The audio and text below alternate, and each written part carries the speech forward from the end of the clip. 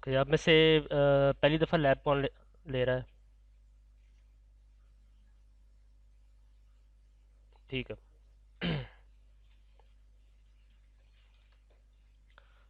जो आज लोग पहली दफ़ा आए हैं, आप लोगों ने गूगल क्लासरूम ज्वाइन करना है।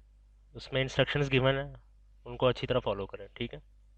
गूगल क्लासरूम ज्वाइन करें। अगर नहीं समझ आ रही सी आर से पूछ लें। सी आर कौन है यहाँ पे? आप हैं? ठीक। आप बॉयज़ में से हाईएस्ट एग्रीगेट किसका है? 90 से ऊपर कौन है बॉयज़ में से? 85 से 90। आपके कितने? 80। और आपके? 80। आप सी आर बनना चाहते हैं? अच्छा। चलें ठीक, फिर ये यही बनेगा सी आर। और जी आर कौन है? आपका क्या नाम है? अच्छा, लास्ट टाइम हमने बनाया, आप बने थे, ठीक है। ओके।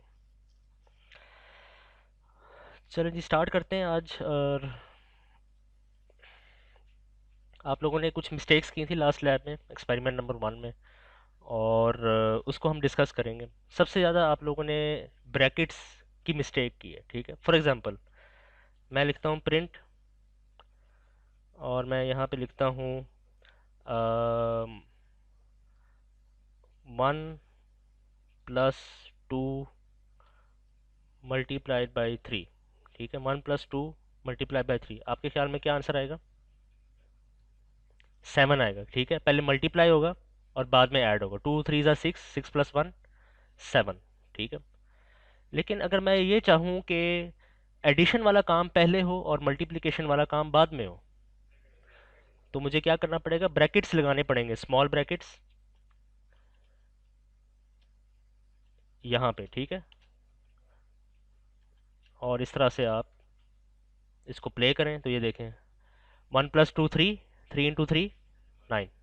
ठीक है। तो स्मॉल ब्रैकेट्स यूज़ करके आप क्या कर सकते हैं? जो ऑपरेशन आप पहले परफॉर्म करवाना चाहते हैं वो आप करवा सकते हैं। ठीक है। तो अक्सर लोगों ने यही गलती की है एक्सपेरिमेंट नंबर 1 में, क्वेश्चन नंबर 6 में और क्वेश्चन नंबर 5 में। आंसर आप लोगों के सही क्यों नहीं आ रहे? क्योंकि आपने ब्रैकेट्स का इस्तेमाल सही तरीके से नहीं किया। ठीक है, इस बात का आपने खास ख्याल रखना। ये बात की समझ आ गई? एक और एग्जांपल देता हूँ। फॉर एग्जांपल, एक स्टूडेंट ने क्या किया, एक स्टूडेंट ने ये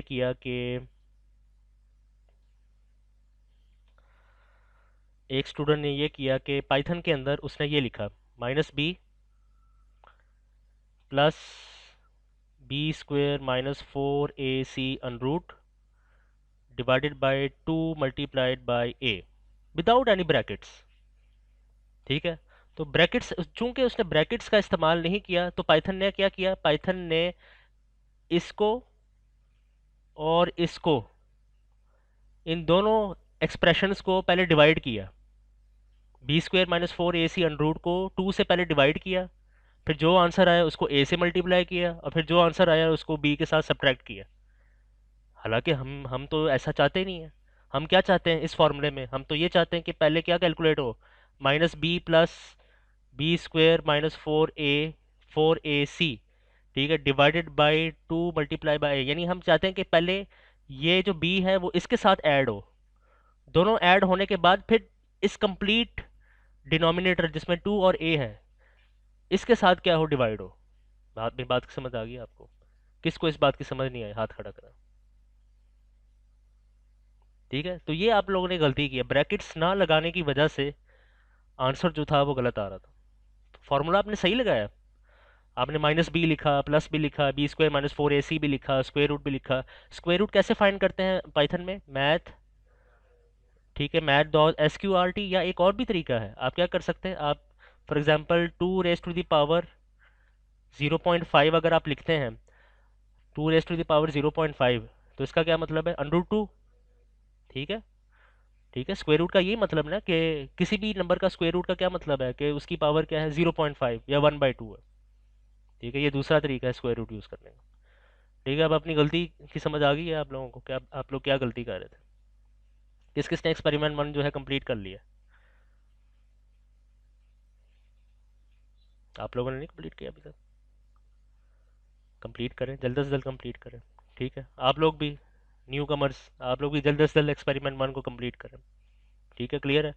ये अभी लेक्चर के बाद आप जिन्होंने फर्स्ट एक्सपेरिमेंट नहीं किया, आप लोगों ने पहले एक्सपेरिमेंट नंबर 1 करना है, और फिर उसके बाद एक्सपेरिमेंट 2 पे आपने शिफ्ट होना है। ठीक है, समझ आ गई इस बात की? क्लियर? ओके। ठीक है, तो ब्रैकेट्स का इस्तेमाल आपने ध्यान से करना है। और ये देखो यहाँ पे स्पेसेस मैंने दिए हैं इन दो ब्रैकेट्स के दरमियान, ये ब्रैकेट और 1 के दरमियान स्पेस दिया है, ब्रैकेट और मल्टीप्लाई साइन के दरमियान स्पेस दिया है। आप लोग भी कोशिश करें स्पेस दें, स्पेस से कोई फ़र्क नहीं पड़ेगा। स्पेस देने से क्या होगा कि आप कोड आराम से पढ़ सकोगे, कोड की रीडेबिलिटी जो है वो इंक्रीज़ हो जाएगी। ठीक है, आप चाहें तो प्लस के दरमियान भी स्पेस दे सकते हैं। प्लस, अब देखें, ये जो इंस्ट्रक्शन है ये आराम से पढ़ी जा रही है। ठीक है, और इसको रन करें तो ये देखें, तब भी आंसर आ रहा है, कोई एरर नहीं आएगा। ठीक है, तो कोड कोड लिखो, लेकिन अच्छे अंदाज में लिखो, खूबसूरत तरीके से लिखो। क्लियर है? अच्छा जी, अब हम चलते हैं एक और छोटे से प्रोग्राम की तरफ। x is equal to 1, print x। ठीक है, क्या आंसर आएगा आपके ख्याल में? आंसर 1 आएगा, बिल्कुल सही कहा आपने। ठीक है, आंसर जो है वो 1 आएगा।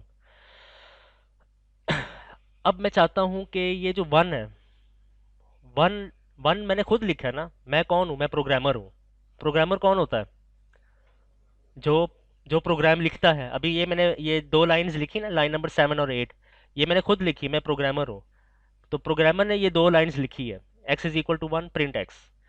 मैं चाहता हूँ कि ये जो 1 है, ये प्रोग्रामर की तरफ से ना आए, बल्कि बाहर किसी और थर्ड पर्सन से आए। ये बात की समझ आ गई है?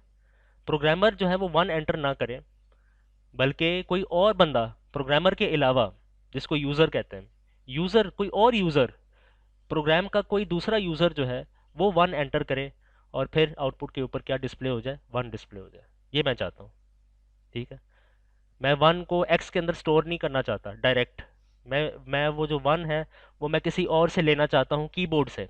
मैं चाहता हूँ कि कोई दूसरा बंदा जो है वो कीबोर्ड के ज़रिए से 1 एंटर करे। पहले उससे उससे पूछा जाए कि 1 एंटर करो, फिर वो 1 एंटर करे और डिस्प्ले हो जाए आउटपुट के ऊपर। ये बात की समझ आ गई? क्लियर? तो यूज़र से अगर आपने इनपुट लेना हो तो कौन सा कमांड यूज़ करेंगे आप? इनपुट यूज़ करेंगे, इनपुट का कमांड यूज़ करेंगे। ठीक है, और मैं यहाँ पे लिखता हूँ the value of x is x। ठीक है, the value of x is x। अब क्या होगा, जैसे ही मैं प्ले का बटन प्रेस करूँगा, ये गौर से देखें, इस वाली साइड पे, इस वाली विंडो पे गौर से आपने देखना है। जैसे ही मैं ये वाला बटन प्रेस करूँगा प्ले का, ये देखें, खाली जगह नज़र आ रही है आपको? खाली जगह का मतलब ये है कि the computer is waiting for you, the computer is waiting for you to enter some number. ठीक है, कोई नंबर जो है आपने क्या करना है? एंटर करना है। अच्छा, इसमें एक चीज़ मिसिंग है, इसको मैं ज़रा स्टॉप कर देता हूँ। इसमें आपने करना है INT भी लिखना है, और इसको ब्रैकेट्स में लगाना है। ठीक है, जो ये जो इनपुट है इसको आपने INT में कन्वर्ट करना है। ठीक है, क्यों करते हैं ये बाद में बताऊंगा, नेक्स्ट वीक बताऊंगा। अगर नंबर लेना है यूज़र से तो आपने क्या करना है? INT bracket input. अगर आपने यूज़र से इंटीजर लेना है, अगर आपने यूज़र से फ्लोटिंग नंबर लेना है तो INT की जगह पे क्या लिख लें? INT की जगह पे आप लिख लें फ्लोट। ठीक है, क्लियर है? बात की समझ आ गई आपको? अच्छा, आप देखें, जैसे ही मैं प्ले का बटन प्रेस करूंगा, मैं आपको अभी नोट करने का टाइम दूंगा, पहले ये देख लें। जैसे ही मैं प्ले का बटन प्रेस करूंगा तो ये देखें, खाली जगह नज़र आ रही है। ठीक है, खाली जगह नज़र आ रही है। आपने क्या करना है, या यूज़र ने क्या करना है, जो दूसरा बंदा है वो उसने क्या करना है? उसने ये करना है कि यहाँ पे माउस को क्लिक करें। ठीक है, और कोई भी नंबर जो है एंटर करें, लेकिन वो इंटीजर हो। ठीक है, 1 हो, 2 हो, 3 हो। तो जैसे ही ये देखें, मैं टू टू प्रेस करता हूँ, मैंने 2 प्रेस कर दिया, लेकिन मसला ये है कि ये जो मैसेज है, ये वाला the value of x is, ये तो नहीं नज़र आ रहा। टू मैंने वहाँ पे 2 मैंने एंटर कर दिया है, लेकिन the value of x is जो है, ये the value of x is वाला जो मैसेज है ये नज़र नहीं आ रहा। इसकी क्या वजह है? सोचने वाली बात है ना। आपने याद रखना है कि जब ये प्रोग्राम चलेगा, जब ये वाला प्रोग्राम चलेगा, तो सबसे पहले कौन सी लाइन चलेगी? ये वाली। जब ये वाली लाइन चलेगी, x is equal to int input, ठीक है, जब ये वाली लाइन चलेगी, जब कंप्यूटर इस लाइन को, इस इंस्ट्रक्शन को रन करेगा, तो क्या होगा? कंप्यूटर जो है वो आपका इंतज़ार करेगा कि आप जो है कीबोर्ड से कोई नंबर प्रेस करें, कोई की जो है वो प्रेस करें। अब देखिए मैंने की प्रेस कर दी है, आपने की प्रेस कर दिया, टू यहाँ पे लिखा हुआ नज़र आ गया, ठीक है। लेकिन अभी ये जो टू है, ये कंप्यूटर तक नहीं पहुँचा, ये आपने याद रखना है। अभी ये टू जो है आपने सिर्फ लिखा है, लेकिन कंप्यूटर तक पहुँचा नहीं है। मेरी बात को समझ आ गई? कंप्यूटर तक टू को पहुँचाने के लिए आपको क्या करना पड़ेगा? कीबोर्ड के ऊपर जो एंटर का बटन है, कीबोर्ड के ऊपर जो एंटर का बटन है, इसको प्रेस करना पड़ेगा। और जैसे ही मैं एंटर का बटन प्रेस करूंगा, यहाँ पे क्लिक करके, ये देखें, जैसे ही मैं एंटर का बटन प्रेस करूंगा, ये देखें, the value of X is two, output के ऊपर क्या हो गया? डिस्प्ले हो गया। ठीक है, अब आपने नोट करना है, आप नोट कर सकते हैं। इनपुट के बारे में लिखना है, इनपुट लिखें। अब आपको समझ आ गई? पहले मैं वन और टू कहाँ पे लिख रहा था? मैं वन और टू जो है प्रोग्राम के अंदर लिख रहा था, लेकिन अब मैं वन और टू या कोई भी इंटीजर जो है वो आउटपुट विंडो के ऊपर लिख रहा हूँ। आउटपुट विंडो के ऊपर वन या टू सप्लाई कर रहा हूँ। पहले वन और टू कहाँ सप्लाई कर रहा था?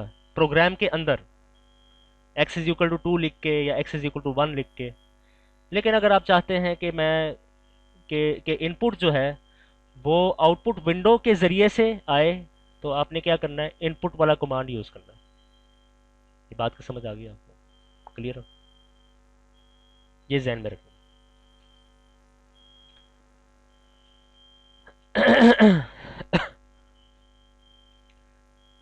अच्छा, एक बात नोट करें, जब मैंने प्ले का बटन प्रेस किया तो खाली जगह नज़र आ रही थी ना आपको उस वाली साइड पे?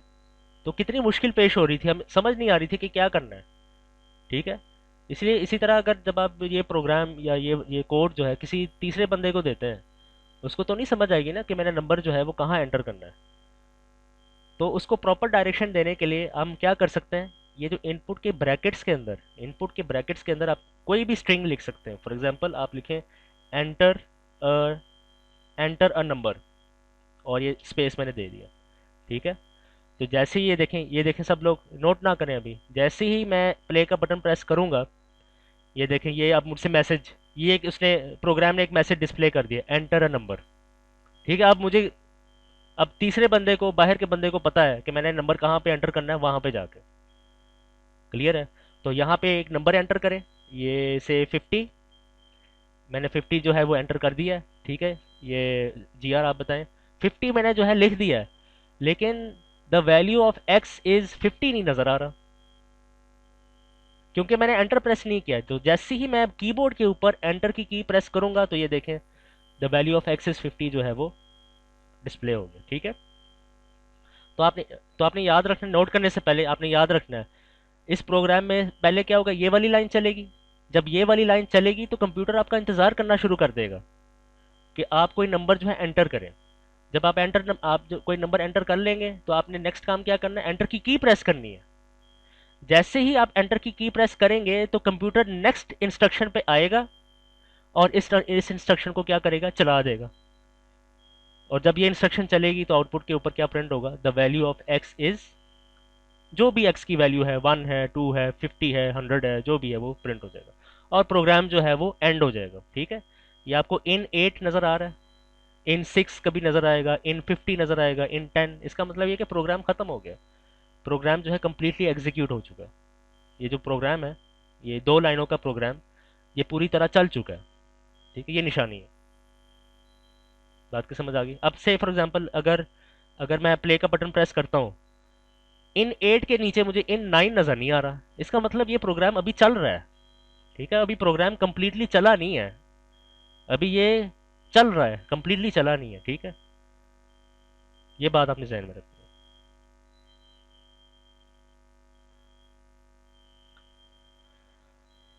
ठीक है, इनपुट की समझ आ गई आपको? ठीक है, तो ये जो इनपुट के जो दो ब्रैकेट्स हैं, ये इनपुट के ये जो दो ब्रैकेट्स हैं, इसके अंदर आप कोई भी स्ट्रिंग लिख सकते हैं। स्ट्रिंग क्या है आप बताओ? स्ट्रिंग क्या है? चेक कोट वाले, collection of letters, digits, special characters is called string.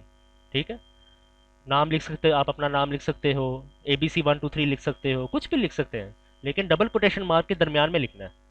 दो डबल कोटेशन मार्क के दरमियान में आपने लिखना है। ठीक है, और अगर आप चाहें तो दो सिंगल कोटेशन मार्क के दरमियान में भी लिख सकते हैं। ठीक है, ये आपकी मर्जी है, कोई मसला नहीं। ठीक है, फॉर एग्जांपल ये देखें ना, ये आपको डबल कोटेशन टाइप करने में अगर मसला हो रहा है तो आप सिंगल कोटेशन मार्क भी यूज़ कर सकते हैं। ठीक है, मसला कोई नहीं है। लास्ट वीक मैंने डबल कोटेशन करवाया था ना, तो आप याद रखें सिंगल कोटेशन भी यूज़ कर सकते हैं। जिसको सिंगल कोटेशन पसंद है वो सिंगल कोटेशन यूज़ कर लें, जिसको डबल पसंद है डबल यूज़ कर लें। ठीक, मैंने बता दिया आपको, आप इनमें से कोई भी एक यूज़ कर सकते हैं। एरर आएगा, एरर आएगा।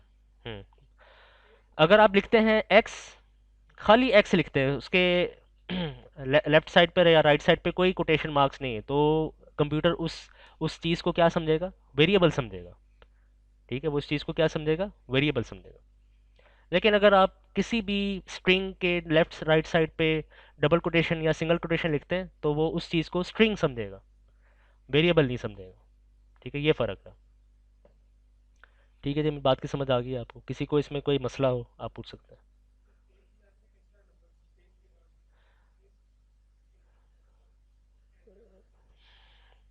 भाई देखो, स्पेस अगर मैं ख़त्म करता हूँ और इसको प्ले करता हूँ तो जो भी नंबर एंटर करूँगा वो कॉलन के साथ नज़र आ रहा है, मुझे ये पसंद ही नहीं है। ठीक है, मैं चाहता हूँ ज़रा खुला खुला नज़र आए सब कुछ, तो इसलिए मैंने यहाँ पे स्पेस दे दी है। तो ये आपकी मर्ज़ी है, आप स्पेस देना चाहते हैं दो, नहीं देना चाहते ना दो। अभी मैंने यही बताया कि स्ट्रिंग के अंदर आप कुछ भी लिख सकते हैं। स्पेस देना है दो, तीन स्पेसेस देना है तीन स्पेसेस दे दें। फिर क्या होगा, तीन स्पेसेस अगर मैं देता हूँ और ये प्रोग्राम जो है इसको चलाता हूँ, तो 5 जो है काफ़ी दूर मुझे नज़र आएगा। ये देखें, ये यहाँ पे, ये देखें, मैंने 5 लिखा लेकिन वो काफ़ी दूर जाके कंप्यूटर ने उसको लिखा। ठीक है, क्योंकि मैंने यहाँ पे जो स्पेस है, यहाँ पे प्रोग्राम के अंदर मैंने काफ़ी स्पेस दी है इसलिए।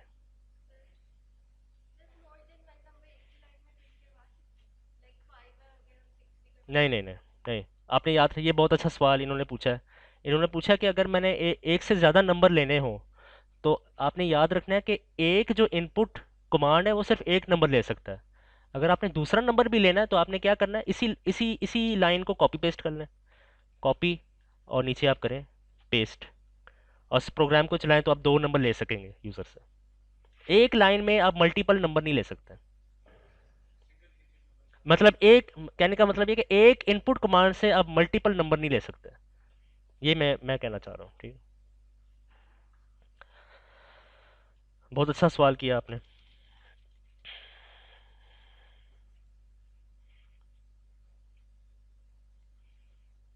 ठीक है जी, ये क्लियर है, इनपुट इनपुट क्लियर है? कोई प्रॉब्लम हो इसमें? कोई प्रॉब्लम नहीं है, अच्छा।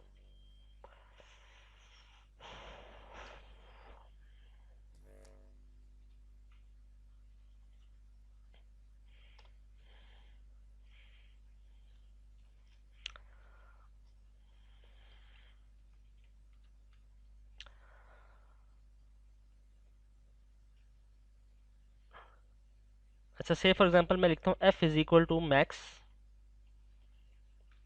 1, 2। ठीक है, और मैं यहाँ पे लिखता हूँ प्रिंट f। क्लियर? तो इस प्रोग्राम में पहली लाइन कौन सी चलेगी, ये वाली लाइन चलेगी, लाइन नंबर 8। जब ये वाली लाइन चलेगी, ये वाली लाइन, ये पूरी लाइन, जब ये पूरी लाइन चलेगी, इस पूरी लाइन में से भी सबसे पहली चीज़ कौन सी चलेगी, याद करो ज़रा। मैंने लास्ट टाइम बताया था, जब सिंगल इक्वल साइन आपको नज़र आ जाए, जब सिंगल इक्वल साइन नज़र आ जाए, तब कंप्यूटर जो है वो क्या करता है, तब कंप्यूटर जो है वो सबसे पहले राइट हैंड साइड वाली चीज़ को चलाता है। तो इस प्रोग्राम में राइट हैंड में आपको क्या नज़र आ रहा है, मैक्स। आपने याद रखना है, मैक्स जो है ये एक ऐसा फंक्शन है जो मैक्सिमम नंबर सेलेक्ट करता है, जो मैक्सिमम नंबर को क्या करता है, सेलेक्ट करता है। ठीक है, ये आपने याद रखना है, मैक्सिमम नंबर को सिलेक्ट करेगा। तो इस केस में मैक्सिमम नंबर क्या है, 2 है, 2 को सिलेक्ट करेगा। 2 को सिलेक्ट करने के बाद टू को एफ के अंदर स्टोर कर देगा। ठीक है। और जब आप सेकंड लाइन, जब कंप्यूटर सेकंड सेकंड इंस्ट्रक्शन को रन करेगा तो आउटपुट के ऊपर क्या प्रिंट होगा? टू प्रिंट होगा। ठीक है, तो जैसे ये देखें, मैं ये प्रेस करता हूँ, ये देखें आउटपुट के ऊपर क्या आ गया? टू आ गया। ठीक है, तो मैक्स जो है ये एक बिल्ट इन फंक्शन है, BUILT IN, built in function. Max जो है ये एक बिल्ट इन फंक्शन है। ठीक है, जिसका क्या काम है? मैक्सिमम वैल्यू को फाइंड करना। ठीक है, तो अभी हमने क्या किया? अभी हमने सबसे पहले इनपुट के बारे में पढ़ा, इनपुट कमांड। ठीक है, नंबर टू, अब हम बिल्ट इन फंक्शन पढ़ रहे हैं। बिल्ट इन फंक्शन जिसका जिसमें से उनमें से उन बिल्ट इन फंक्शन में से एक फंक्शन जो है मैक्स है। मैक्स का क्या काम है?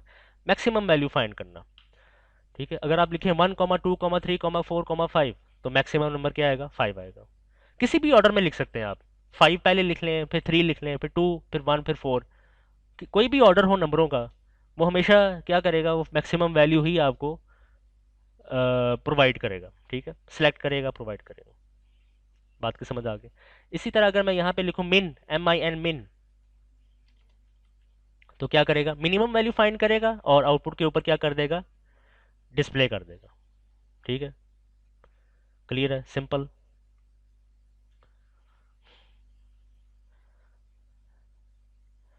मेरी बात की समझ आ गई आपको? इसमें कोई मसला हो आप पूछ सकते हैं।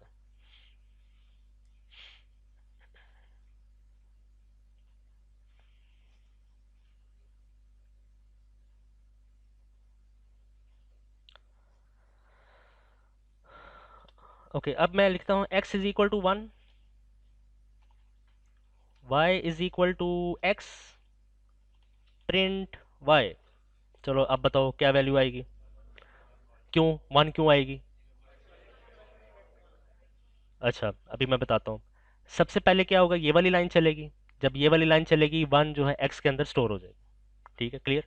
अच्छा, अब मैंने जब ये वाली लाइन चलेगी, लाइन नंबर 9, y = x, इसका क्या मतलब है? इसका मतलब ये है कि x का अब दूसरा नाम हो y। y रख दो। कंप्यूटर को आप ये बता रहे हो, कंप्यूटर को आप ये बता रहे हो कि अब x का दूसरा नाम, x का निक नेम y रख दो। अब चाहे अब आपने 1 को एक्सेस करना है। अब 1 को एक्सेस कर सकते हैं x के जरिए से या y के जरिए से। ठीक है, जिस तरह आप लोगों के निक नेम्स होते हैं ना, रशीद का शीदा। ठीक है, बिलाल का बिल्लू। ठीक है, और इसी तरह और भी निक नेम्स अभी जहन में नहीं आ रहे, बहरहाल। तो इसी तरह निक नेम्स रखने के लिए, ये पाइथन में निक नेम्स रखने के लिए आपने क्या करना है? एक वेरिएबल को दूसरे वेरिएबल के बराबर रख देना। मेरी बात की समझ आ गई? तो ये याद रखो, y = x करने से क्या हुआ? आपने ये किया कि आपने 1, जो वैल्यू 1 है, इसके दो नाम रख दिए। एक नाम उसका क्या है? x है, और दूसरा नाम क्या है? y है। तो इसी तरह, इसीलिए आप देखें कि अगर मैं यहाँ पे लिखूँ ना प्रिंट x, तब भी 1 ही प्रिंट होगा। ये देखें, ये x की वैल्यू है और ये y की वैल्यू है 1। दोनों वैल्यूज जो है वो 1 है। 1 को किसी भी तरीके से बुला लो, x के जरिए, x के नाम से बुला लो या y के नाम से बुला लो। ये आपने जहन में रखना है। ठीक है।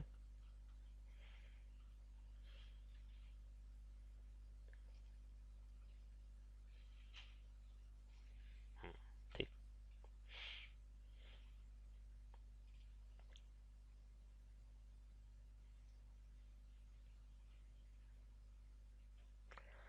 ये कॉन्सेप्ट क्लियर है? निक नेम्स वाला कॉन्सेप्ट आप चाहें तो लिख सकते हैं अपने कॉपीज के ऊपर, निक नेम्स वाला कॉन्सेप्ट पाइथन के अंदर। ठीक है, अगर ये क्लियर है तो फिर मुझे ये बताओ यहाँ पे क्या होगा?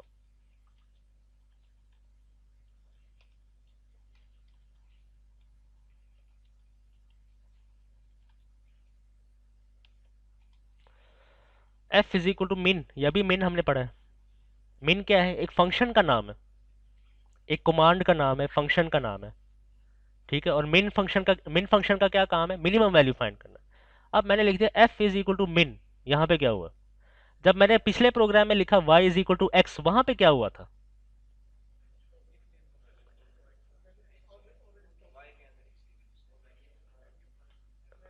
जब मैंने वहां पे y इक्वल टू एक्स लिखा तो मैंने मैंने इन इन इन एसेंस मैंने क्या किया, मैंने x का दूसरा नाम रख दिया ना, ऐसे ही है ना। तो यहाँ पे जब मैंने f इज इक्वल टू मिन लिखा तो यहाँ पे भी कंप्यूटर को मैंने यही कहा है कि मिन का अब दूसरा नाम आपने क्या रखना है, f रखना है। एक मिनट। अब आप लोग क्या कर सकते हो, मिनिमम वैल्यू फाइंड करने के लिए या तो आप मिन का लफ्ज यूज कर लें, या फिर f वाला जो लेटर है उसको यूज कर लें। ठीक है, ये देख लें, मैं अब यहाँ पे लिखता हूँ प्रिंट f1,2। ठीक है, f का दूसरा नाम क्या है, मिन। तो मिन 1,2 क्या आंसर आएगा, 1। तो ये देखें आंसर आउटपुट के ऊपर 1 आ गया।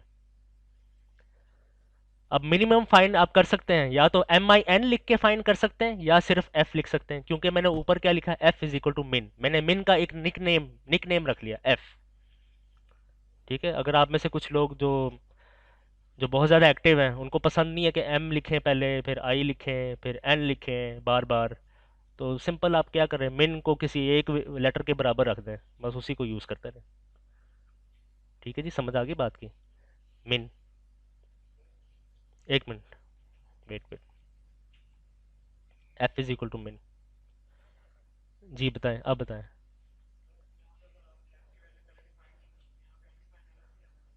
डिफाइंड क्यों नहीं, मैंने तो f की मैंने बस ये मिन डिफाइंड है, मेन मेन फंक्शन जो है ये डिफाइंड है ऑलरेडी। बिल्ट इन फंक्शन का क्या मतलब है, सॉफ्टवेयर के अंदर पहले से ऑलरेडी मौजूद है, डिफाइंड है, इसलिए यहाँ पे अनडिफाइंड एरर नहीं आया। तो f is equal to main लिखने से आपने आपने दूसरे लफ्जों में क्या किया, आपने मिन का एक निक नेम रख लिया f। कुछ भी लिख सकते हैं आप, g इक्वल टू मिन लिख लें। ठीक है, आप अब्दुल्ला इज इक्वल टू मिन लिख लें, आप अली इज इक्वल टू मिन रख लें। जी जी, मैंने आपके सामने देखें प्रोग्राम चल रहा है। ठीक है, क्लियर है। इसी तरह f is equal to max भी लिख सकते हैं आप, कोई इशू नहीं है। क्लियर है। अच्छा, अब ज़रा इस चीज़ को हम देखते हैं उसमें pythontutor.com में। ये pythontutor.com है। f इज इक्वल टू मिन प्रिंट f1,2 और इसको विजुलाइज करते हैं। ठीक है, ये लास्ट टाइम मैंने बताया था आपको, pythontutor.com। नहीं अच्छा अच्छा अच्छा, ठीक ठीक ठीक ठीक। अच्छा जी, तो फिर इसको मिटाते हैं। अच्छा जी, आपने याद रखना है कि ये pythontutor.com एक वेबसाइट है। ठीक है, ये आप लिख लें अपने रजिस्टर्स के अंदर, pythontutor.com एक वेबसाइट है। ये मैं आपके साथ शेयर कर दूंगा उसमें गूगल क्लासरूम में। ठीक है, और इसका फ़ायदा क्या है अभी मैं बताने लगा हूँ, अभी अभी ना लिखो कुछ भी, अभी इसका फ़ायदा बताने लगा हूँ। इसका फ़ायदा ये है कि अच्छा, जब भी आपको ये ख़राब स्क्रीन नज़र आए तो आपने मुझे बताना है, क्योंकि ये प्रोजेक्टर जो है ख़राब है, तो उसको थोड़ा सा थोड़ी देर के लिए ऑफ करना पड़ता है। ठीक है। अच्छा, अब उसी वेबसाइट के अंदर मैं एक लिखता हूँ x इज़ इक्वल टू 1। अभी जब ये चलेगा आपको नज़र आ जाएगा। और मैं लिखता हूँ y इज़ इक्वल टू 2। ठीक है, अभी मैं आपको बताता हूँ। ठीक है जी, ये आपने याद रखना है, स्क्रीन ख़राब नज़र आ जाए तो आपने मुझे बताना है। ठीक है, क्योंकि मैं तो इधर देख रहा होता हूँ ज़्यादातर।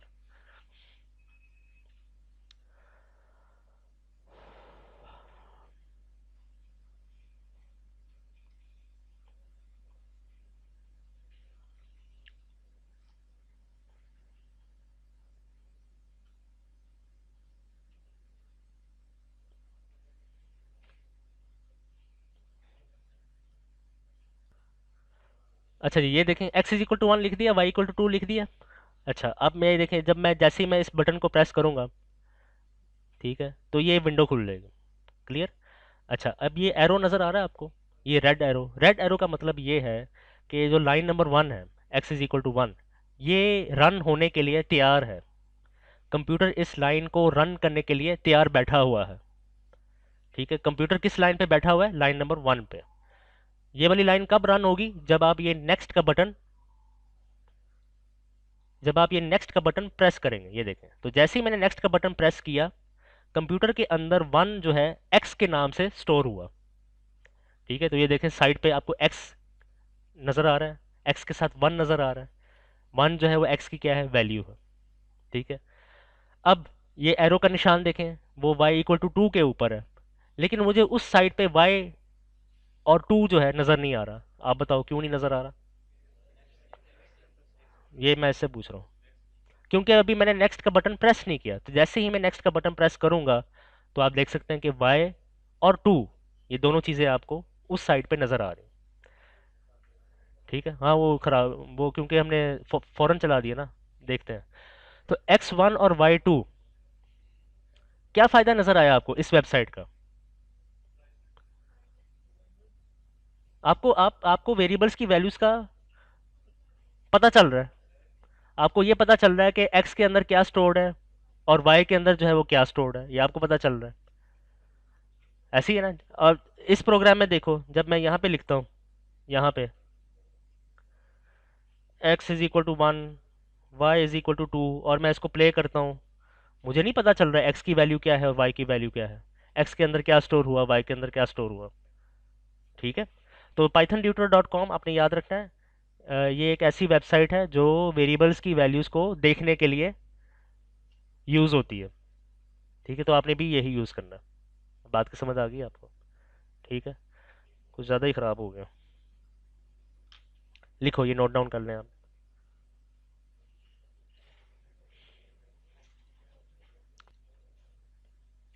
ठीक है, ये देखें, ये मैंने बटन प्रेस किया, नेक्स्ट नेक्स्ट किया। ये वाला जो एरिया है, ये वाला जो एरिया है, इसको हम क्या कहते हैं? इन्वायरमेंट डायग्राम कहते हैं। इन्वायरमेंट डायग्राम, ये लिख लो। इन्वायरमेंट डायग्राम एक ऐसी जगह है जहां आपको वेरिएबल्स की वैल्यूज़ का पता चलता है, जहां वेरिएबल्स की वैल्यूज़ जो है वो शो होती हैं, उसको इन्वायरमेंट डायग्राम कहते हैं। ठीक है। ये जो जगह है, ये, इसको इन्वायरमेंट डायग्राम कहते हैं। ENVIRONMENT diagram.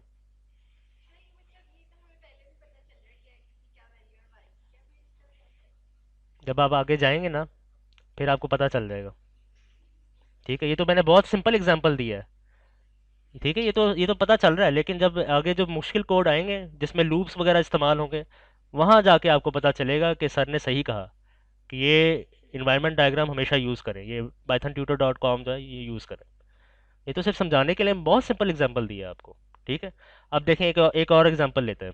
से फॉर एग्जांपल मैं यहाँ पे लिखता हूँ f is equal to min। ठीक है। और जैसे ही मैं इसको प्रेस करूँगा, नेक्स्ट को प्रेस करूँगा, तो ये देखें क्या क्या आएगा नज़र।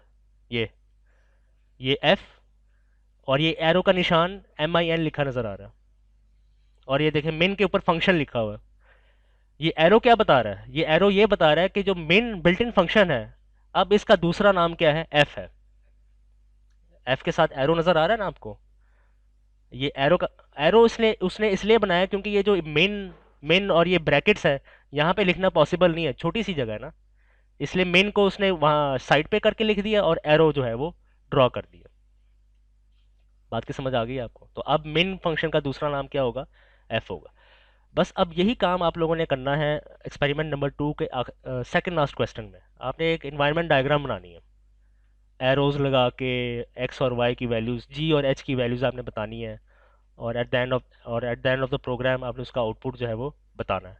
लेकिन वो ये जो इन्वायरमेंट डायग्राम, ये आपने जो है ये कंप्यूटर की मदद के बगैर बनानी है, पेज के ऊपर, पेपर के ऊपर, पेन और पेपर की मदद से।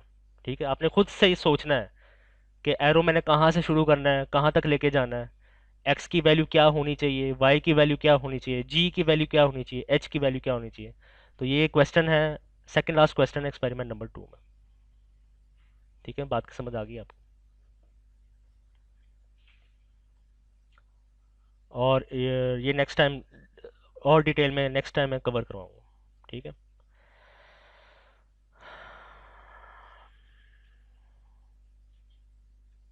ख़राब ही होता जा रहा है वैसे ये।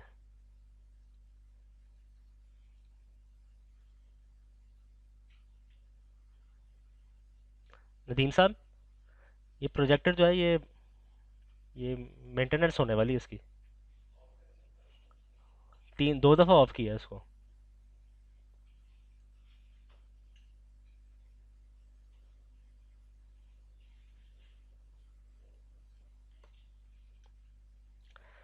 चलें जी, ब्रेक से पहले थोड़ी सी एक दो बातें और, फिर स्टार्ट करते हैं, ठीक है। अब से फॉर एग्जांपल मैं लिखता हूँ प्रिंट प्रिंट टाइप 1, ठीक है। तो जैसे ही मैं एंटर प्रेस करूँगा, ये देखें आउटपुट पे क्या नज़र आ रहा है मुझे, I N T, class I N T. Class को छोड़ दें, ये बाद में पढ़ेंगे, आई एन टी इस पे फोकस करना, आई एन टी। यानी कंप्यूटर ये आपको ये बता रहा है कि ये जो वन है, जो टाइप के अंदर आपने जो वन लिखा है, ये इसका टाइप क्या है, इंटीजर है। वन इंटीजर है, ठीक है। वन इंटीजर है, इसलिए यहाँ पे आउटपुट पे देखें क्या नज़र आ रहा है आपको, आई एन टी लिखा नज़र आ रहा है। अच्छा, अगर मैं यहाँ पे लिखता हूँ 1.5 और प्रेस करता हूँ, ये देखें, तो ये देखें क्या नज़र आ रहा है, फ्लोट, क्योंकि 1.5 क्या है, फ्लोट है। अच्छा, अब मैं इसके अंदर लिखता हूँ डबल कोटेशन मार्क इधर और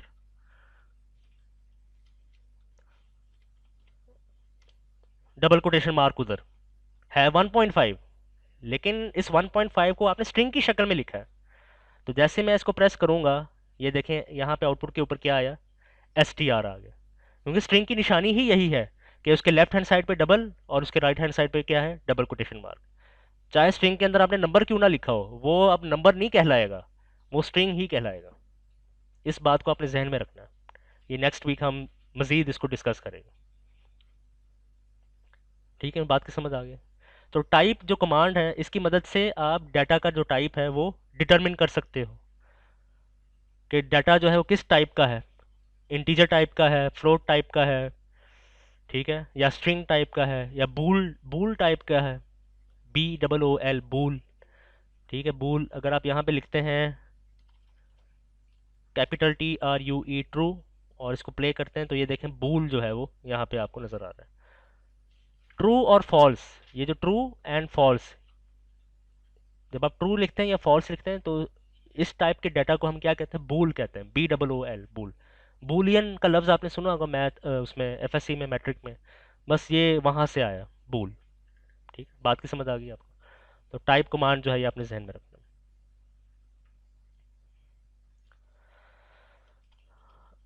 ओके, अब मैं लिखता हूँ प्रिंट 1 ग्रेटर दैन 0।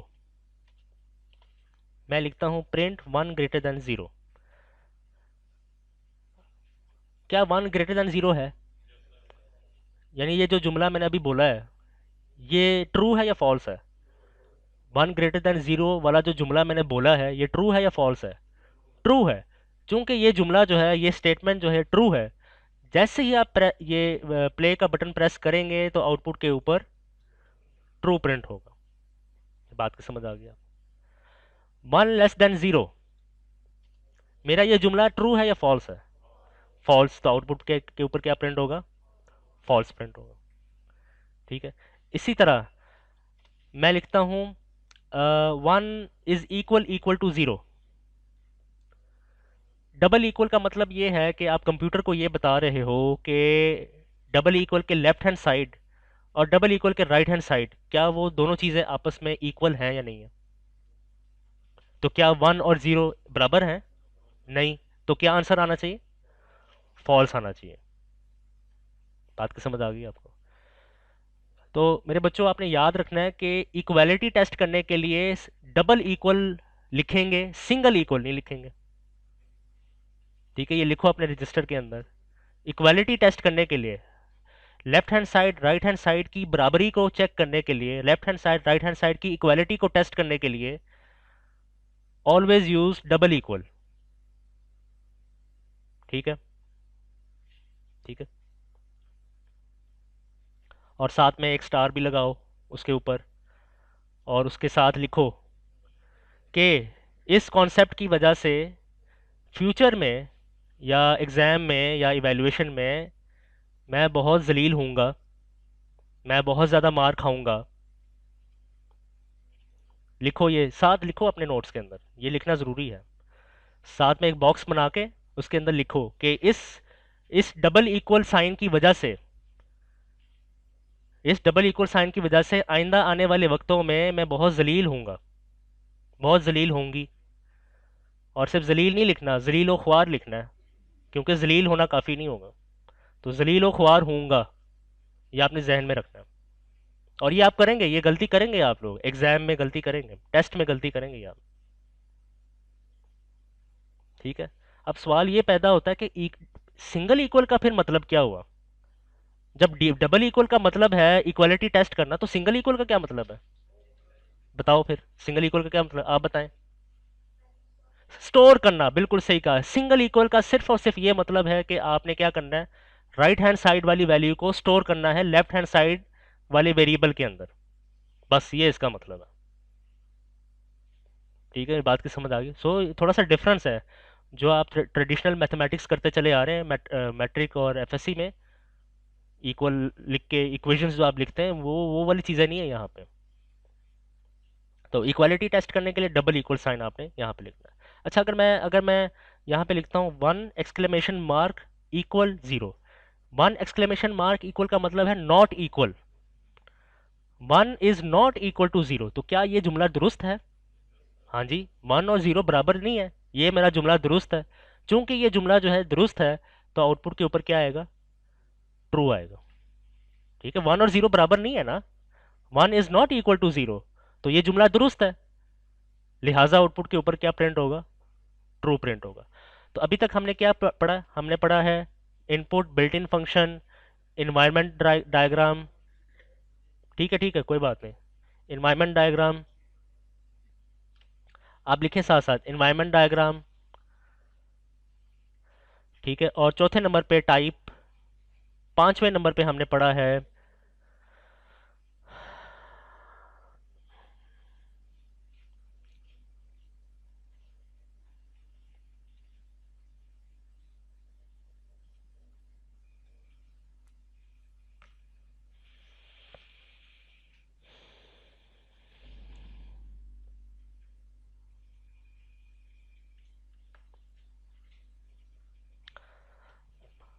जी पांचवें नंबर पे greater than, less then, double equal, not equal. ठीक है, ये जो greater than, less then, double equal, not equal, इसी तरह ग्रेटर देन इक्वल भी है, लेस देन इक्वल भी है, इन तमाम ऑपरेटर्स को हम क्या कहते हैं? कंपैरिजन ऑपरेटर्स कहते हैं। ठीक है जी, इन ऑपरेटर्स को हम क्या कहते हैं? Comparison operator. ये लिखो अपने रजिस्टर के अंदर।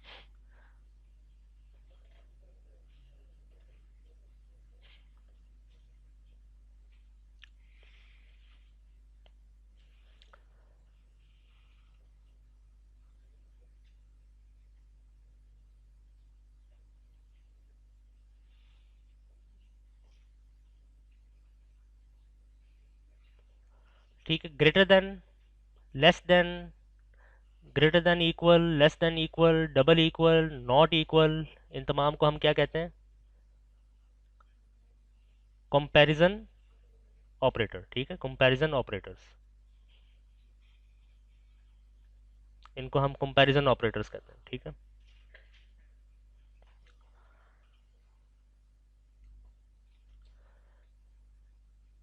ठीक है, ये इन तमाम चीज़ों को कंपैरिजन ऑपरेटर कहते हैं। ठीक है, अब नोट करने वाली बात ये देखें, जब ग्रेटर देन इक्वल आपने यूज़ करना है, तो ग्रेटर देन वाला साइन पहले लगाना है, इक्वल वाला साइन बाद में लगाना है। ठीक है, वरना एरर आएगा, ये आपने जहन में रखना है।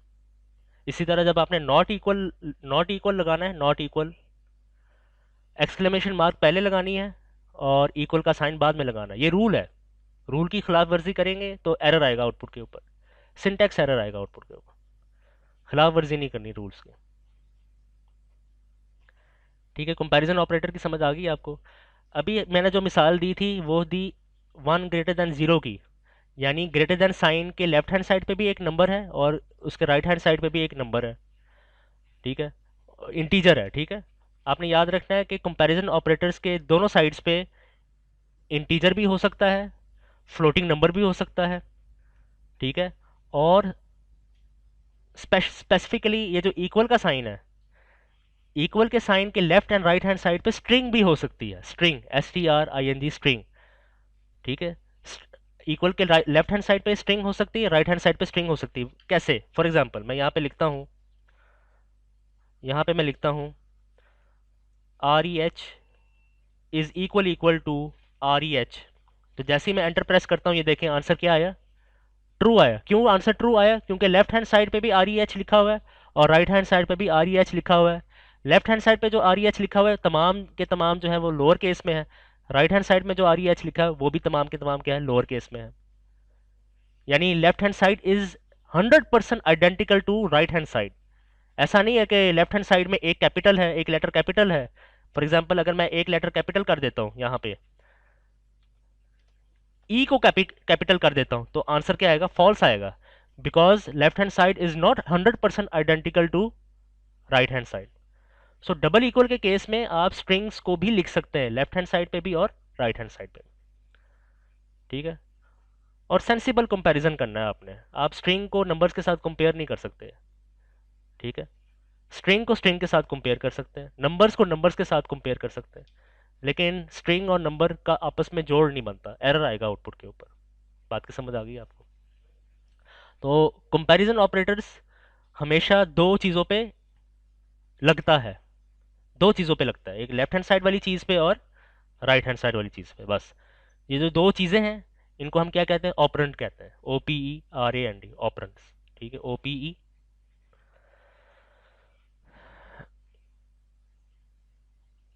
O P E R A N D S, operands. ठीक है। वन एक ऑपरेंट है, जीरो एक ऑपरेंट्स है। कंपैरिजन ऑपरेटर हमेशा सिर्फ दो ऑपरेंट्स पे काम करता है वो, और जो वो दो ऑपरेंट्स हैं स्ट्रिंग हो सकती हैं साइमल्टेनियसली, साइमल्टेनियसली नंबर हो सकते हैं, फ्लोटिंग नंबर या इंटीजर। ठीक है। आपने ये नहीं करना कि ग्रेटर देन साइड यहाँ पे एक ऑपरेंट जो है वो स्ट्रिंग है, दूसरा ऑपरेंट जो है वो नंबर है, ये सेंस नहीं बनता। ठीक है। स्ट्रिंग स्ट्रिंग की बात कर। चलो जी, अब आप सवाल पूछ सकते हैं। कर सकते हैं, कर सकते हैं, कर सकते हैं, हाँ बिल्कुल कर सकते हैं। इनका सवाल ये है कि हम क्या हम ये कर सकते हैं x is equal to one, y is equal to zero, तो क्या हम ये कर सकते हैं x is greater than y? जी हम कर सकते हैं, क्योंकि अब इस केस में x स्ट्रिंग नहीं है, x वेरिएबल है, और वेरिएबल के अंदर क्या है? वैल्यू है। तो x is greater than y, तो आंसर क्या आएगा? ट्रू आएगा।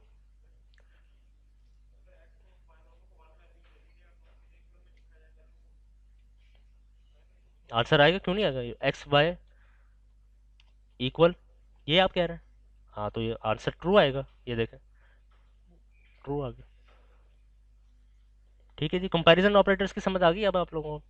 इसमें कोई मसला हो कंपैरिजन ऑपरेटर में?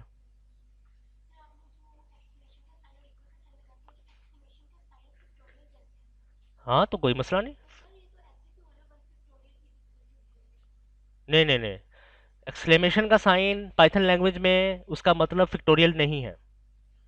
ठीक है। कैलकुलेटर में शायद उसका मतलब फिक्टोरियल हो, या कहीं और किसी और डिवाइस में इसका मतलब फिक्टोरियल हो, लेकिन पाइथन लैंग्वेज में एक्सक्लेमेशन का मतलब नॉट है, नॉट इक्वल। नॉट आगे इक्वल है तो नॉट इक्वल आ जाए। ठीक है जी, समझ आ गई आपको इस बात की?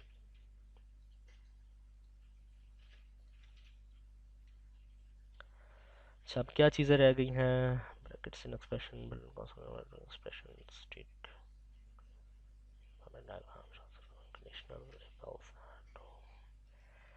ठीक। ओके, कंपैरिजन कंपैरिजन ऑपरेटर्स भी हो गए, मेन भी हो गया। अच्छा एक एक बस ब्रेक, इसके बाद ब्रेक है। ठीक है। मैं लिखता हूँ यहाँ पे f इज इक्वल टू, मैं यहाँ पे लिखता हूँ f is equal to max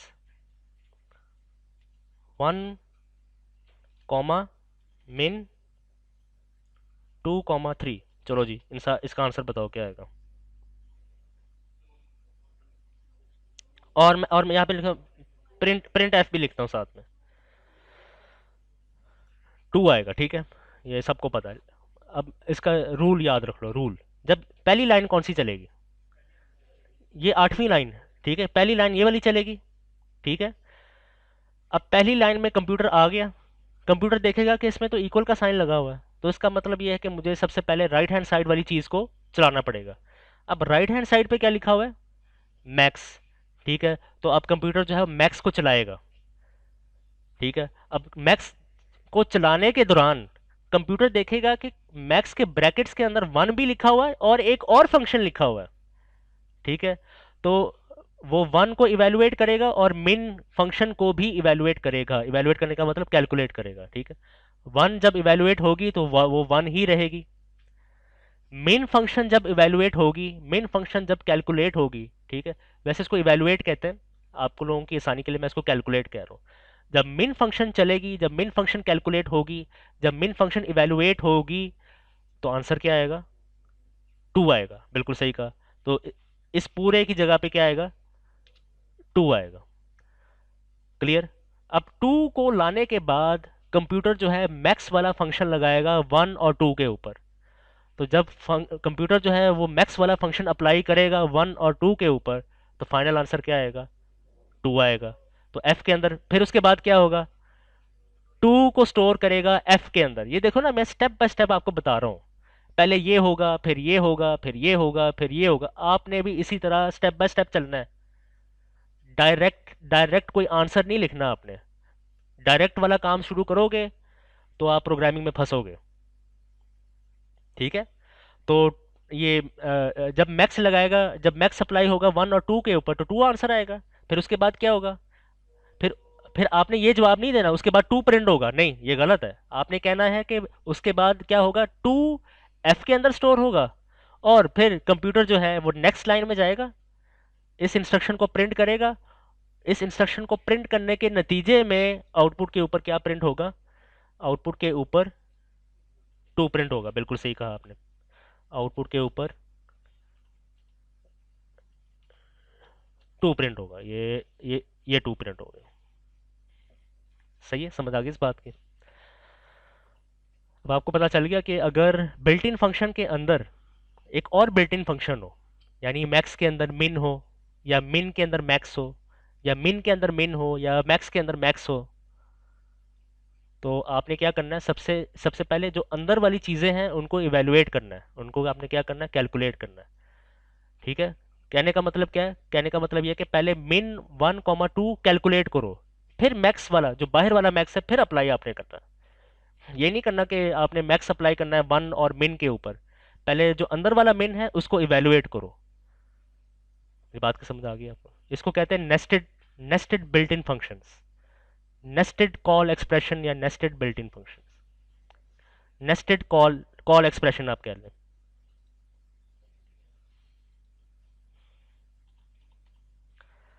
ठीक है जी, अब आप ब्रेक कर सकते हैं, 5 मिनट की ब्रेक कर लें।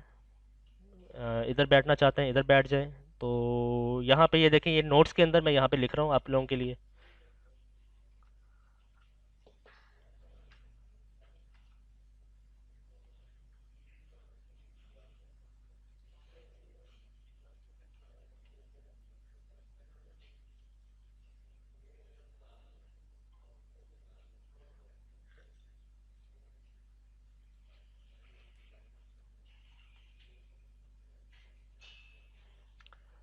बस इनका 15 मिनट और काम है बस। नहीं, आपको नहीं कह रहा। बस हर काम में टांग अड़ाने के लिए आप लोग आ जाते हैं। आपसे मैंने बात ही नहीं की, आप क्यों बोल रहे हैं बीच में? ठीक है जी, ये आपने नोट्स में, अपने नोट्स के अंदर आपने लिखना है nested call expression. Nested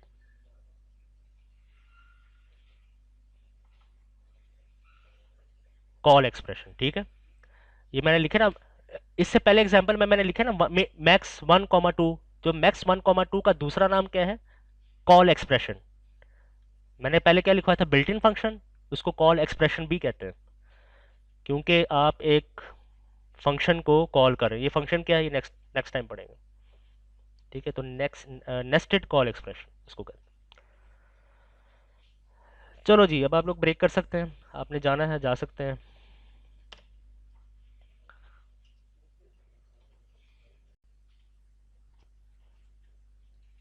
hello.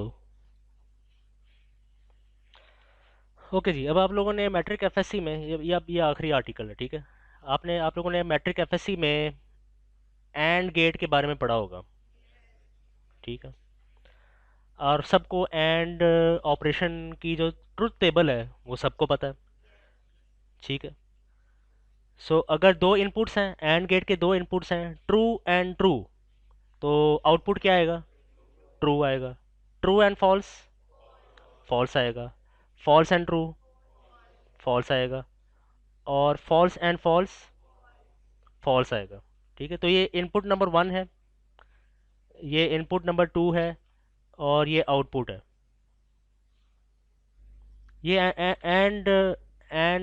And का एंड की ट्रुथ टेबल है, एंड ऑपरेशन की ये ट्रुथ टेबल है। ठीक है, समझ आ गई इस बात की। पाइथन लैंग्वेज में आप एंड ऑपरेशन को इम्प्लीमेंट कर सकते हैं एंड कीवर्ड यूज़ करके। फॉर एग्जांपल, अगर मैं लिखूं print true and true, print true and true, तो आंसर क्या आएगा? ये देखें, आंसर ट्रू आ गया। ठीक है, और अगर मैं लिखूं ट्रू एंड फॉल्स, तो आप देखेंगे कि आउटपुट के ऊपर क्या आंसर आएगा? फॉल्स आएगा। ठीक है, सो एंड ऑपरेशन यूज़ करने के लिए आपने एंड का लफ्ज़ यूज़ करना है, ए एन डी, और तमाम के तमाम लेटर्स क्या होने चाहिए? स्मॉल होने चाहिए। ये आपने जहन में रखना है। क्लियर है? इसमें किसी को कोई मसला हो एंड में? एफएससी मैट्रिक में आपने 0 1 के साथ शायद कायम किया होगा। ठीक है, यहाँ पे 0 के बजाय फॉल्स है और 1 के बजाय क्या है? ट्रू है। ठीक है, अभी हम देखेंगे उसको मज़ीद डिटेल में देखेंगे। अब ज़रा दोबारा इस टेबल की तरफ आएँ, इस टेबल को गौर से देखें, स्पेशली ये वाली जो लाइन है, ये वाली और ये वाली। इन दो केसेस में क्या मैं ये कह सकता हूँ?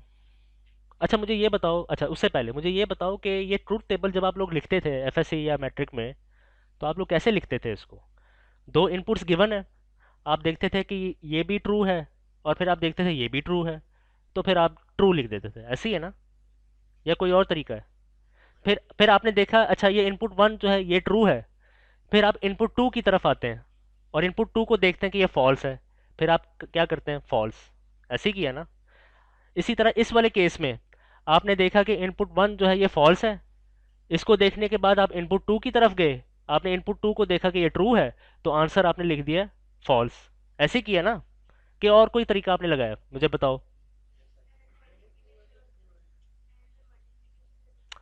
नहीं, ट्रुथ टेबल लिखते वक्त मैं ये कह रहा हूँ, ट्रुथ टेबल लिखते वक्त आपने यही प्रोसीजर, लगभग यही प्रोसीजर फॉलो किया ना? आपने फर्स्ट इनपुट को देखा, फिर सेकंड इनपुट को देखा और रिजल्ट लिखा। ऐसे ही है ना? किस किस ने इस तरीके को फॉलो किया? तकरीबन 90% स्टूडेंट्स। और बाकियों ने, आप लोगों ने कौन से तरीके लगाए हैं ट्रुथ टेबल लिखने के लिए? ट्रुथ टेबल कभी नहीं लिखी आपने? कैसे लिखी थी आपने? कैसे रटा लगाया था? फिर कैसे लिखी है? इंटरसेक्शन से? मुझे नहीं इस बात की समझ आ रही, पर बहरहाल बाद में आपसे पूछेंगे। ठीक है, तो ऑलमोस्ट 90% स्टूडेंट्स ने, ऑलमोस्ट 90% स्टूडेंट्स ने ऐसे ही काम किया होगा। ठीक है, जब उनसे कहा जाए ना ट्रुथ टेबल लिखो, तो वो ऐसे ही लिखते हैं, सारे इनपुट्स को देखते हैं, सारे इनपुट्स को देखते हैं और फिर आंसर लिखते हैं। ठीक है, बात की समझ आ गई आपको? अब आपने ये याद रख क्या? अच्छा, अब इस टेबल को देखो, स्पेशली ये जो लास्ट 2 रोज हैं, इस इन लास्ट 2 रोज को देखें गौर से। क्या मैं ये कह सकता हूँ कि सिर्फ जो, जहाँ पे फॉल्स नज़र आए, जहाँ आपको पहला फॉल्स नज़र आए, बस वहाँ पे रुक जाओ और आंखें बंद करके एफ लिख दो आउटपुट के ऊपर, दूसरे इनपुट को ना देखो? क्या मैं ये कह सकता हूँ? गौर से देखो इस टेबल को। इस टेबल को लिखने के लिए क्या मैं ये कह सकता हूँ कि सिर्फ पहले फॉल्स को देखो, जहाँ फॉल्स पहली दफ़ा आपको नज़र आ जाए, आंखें बंद कर लो, आगे जाने की ज़रूरत नहीं है, आगे वाले इनपुट्स को देखने की ज़रूरत नहीं है, और आंखें बंद करके आप आउटपुट के ऊपर क्या लिख दें? फॉल्स लिख दें। तो क्या ये वाली बात अप्लाई हो रही है यहाँ पे? फॉर एग्जांपल इस वाले रो पे आए, पहला फॉल्स यहाँ पे आपको नज़र आ रहा है, तो आगे वाले इनपुट को देखने की ज़रूरत ही नहीं है, उसको ना देखें, बल्कि डायरेक्ट क्या लिख दें? फॉल्स लिख दें। इसी तरह नीचे वाले केस में आ जाए, नीचे वाले केस में जहाँ आपको पहला फॉल्स नज़र आए, वहाँ पे आंखें बंद कर लो, आगे ना जाओ। आगे ना जाने का मतलब ये कि दूसरे इनपुट को ना देखो, बल्कि आंखें बंद करके आउटपुट फॉल्स लिख दो। ठीक है, क्या ये तरीका, क्या ये प्रोसीजर ठीक है? एंड टेबल लिखने का ये प्रोसीजर ठीक है? ठीक है ना? जहाँ पे पहला फॉल्स नज़र आए, और अगर आपको सारे ट्रू नज़र आ रहे हैं, तो आप ट्रू लिख दो। ठीक है, और ये देखो, पहला इनपुट यहाँ पे ट्रू है, लेकिन पहला फॉल्स मुझे यहाँ पे नज़र आ रहा है, तो आंखें बंद करके आपने आउटपुट के ऊपर क्या लिख देना, फॉल्स लिखना है। ठीक। तो मेन पॉइंट यहाँ पे ये है कि जहाँ पे आपको पहला फॉल्स नज़र आ जाए, आंखें बंद करके आगे जाने की ज़रूरत नहीं है, बल्कि आउटपुट के ऊपर पे क्या लिख दें, फॉल्स लिख दें। तो आपने याद रखना है, ये जो पाइथन लैंग्वेज है वो भी ऐसे ही काम करता है। ठीक है, पाइथन लैंग्वेज जो है वो भी ऐसे ही काम करता है जो मैंने अभी आपको बताया। ये बात की समझ आ गई आपको? ठीक है, क्लियर है? तो अब आपने नोट्स में लिखना है, क्या लिखना है, सब लोग लिखो इस तरह का पॉइंट लिख के, एंड एंड ठीक है, एंड वाले, ये मैं अब रोमन उर्दू में लिख रहा हूँ, एंड वाले एक्सप्रेशन को, एंड वाले एक्सप्रेशन को रन करते हुए, एंड वाले एक्सप्रेशन को रन करते हुए जहां पहला फॉल्स आ जाए,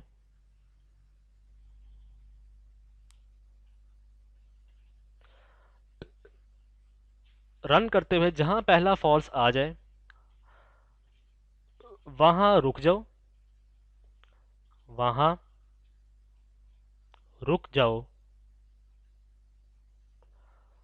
और रिजल्ट में या आउटपुट पे, आउटपुट पर फॉल्स लिख दो।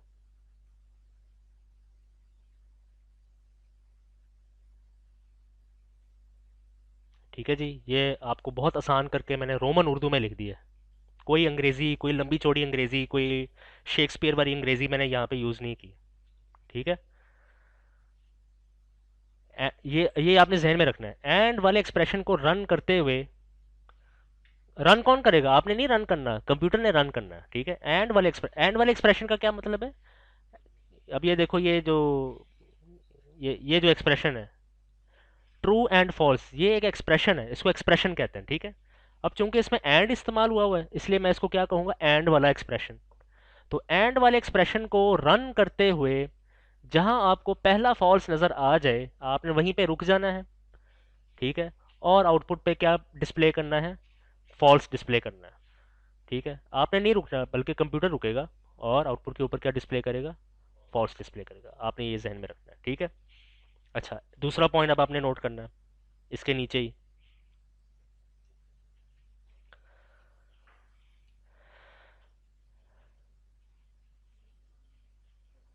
एंड एक्सप्रेशन को रन करते हुए, एंड एक्सप्रेशन को, सेम वही जुमला, एंड एक्सप्रेशन को रन करते हुए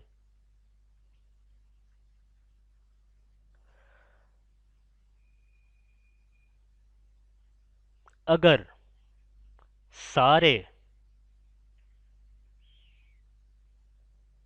इनपुट्स स्लैश ऑपरेंड लिख लो, सारे इनपुट्स या ऑपरेंड्स ट्रू हो, ट्रू हो। ठीक है, एंड एक्सप्रेशन को रन करते हुए अगर सारे इनपुट्स ट्रू हो, तो आखिरी वाला ट्रू, ये बहुत इंपॉर्टेंट लाइन है, आखिरी वाला ट्रू आउटपुट के ऊपर लिख दो, आउटपुट के ऊपर लिख दो। ये आपने जहन में रखना। एंड एक्सप्रेशन को रन करते हुए अगर सारे इनपुट्स ट्रू हो, तो आखिरी वाला जो ट्रू होगा, आखिरी वाला ट्रू, ठीक है, आखिरी वाला जो ट्रू होगा उसको आपने लिखना है आउटपुट के ऊपर। ठीक है, बात की समझ आ गई? अब ये दो पॉइंट्स को सामने रखते हुए अभी मैं कुछ एग्जांपल्स करवाऊंगा और आपने खुद ही उसका आंसर देना। ठीक है, और फिर उसके बाद काम स्टार्ट करेंगे। ठीक है, उससे पहले दो बात, एक बात और नोट करो। पाइथन लैंग्वेज के अंदर आपने लिखना है, पाइथन लैंग्वेज के अंदर फॉल्स के बहुत सारे मतलब हैं। पाइथन लैंग्वेज के अंदर फॉल्स के बहुत सारे मतलब हैं। पाइथन लैंग्वेज में जीरो को भी फॉल्स कहते हैं। पाइथन लैंग्वेज के अंदर स्क्वायर ब्रैकेट्स, खाली स्क्वायर ब्रैकेट्स यानी स्क्वायर ब्रैकेट्स के दरमियान कुछ भी नहीं लिखा हुआ, दो स्क्वायर ब्रैकेट्स को भी फॉल्स कहते हैं। पाइथन के अंदर खाली स्ट्रिंग को भी, खाली स्ट्रिंग का मतलब यह है कि आपने सिर्फ दो डबल कोटेशन लगाए हैं बस, डबल कोटेशन के बीच में कुछ नहीं लिखा, स्पेस भी नहीं है, ठीक है, ये आपने याद रखना, स्पेस भी नहीं है। Empty string, empty square brackets, zero और फॉल्स।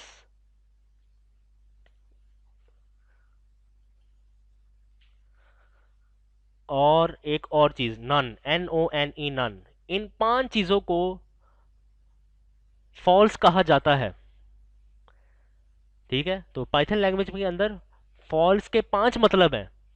फॉल्स के 5 मतलब है, zero, empty square brackets, empty string, false, false बजाते बजाते खुद फॉल्स है, ठीक है, और नन, NONE, नन क्या है, एक कांस्टेंट है, इसके बारे में हम पढ़ेंगे नेक्स्ट वीक, NONE, नन, ठीक है। तो फॉल्स के 5 मतलब है, ये आपने जहन में रखना है, ठीक है। What about true? क्या ट्रू के बारे में क्या ख्याल है आपका? आपने याद रखना है पाइथन के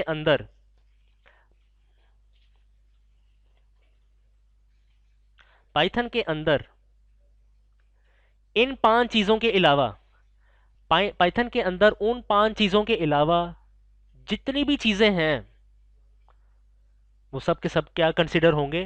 ट्रू कंसिडर होंगे, ये आप जहन में रखो।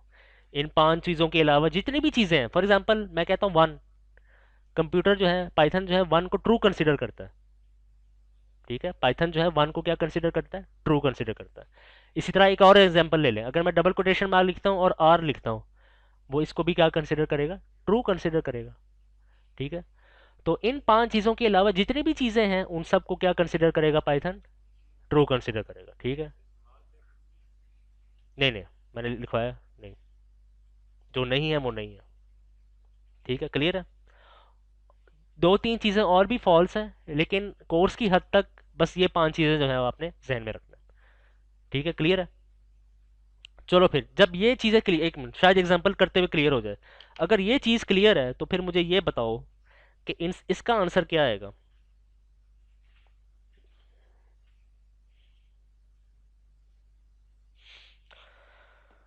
अच्छा, फिर मुझे ये बताओ इसका आंसर क्या आएगा?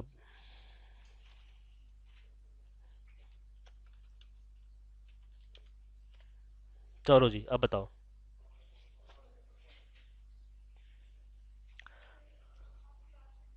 एक मिनट, 2 मिनट, इन दो बातों को जहन में रखो, इन दो बातों को जहन में रखो, ये देखो, खोलें ये दो रजिस्टर, खोलें, आपस में डिस्कस करो, आपस में डिस्कस करो, शाबाश। आधे मिनट का टाइम लो, आपस में डिस्कस करो, फिर मुझे बताओ, गौर से सोचो।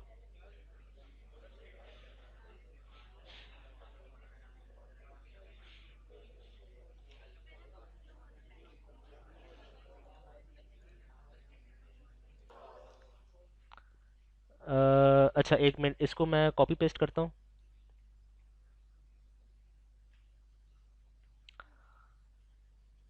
यहाँ पे।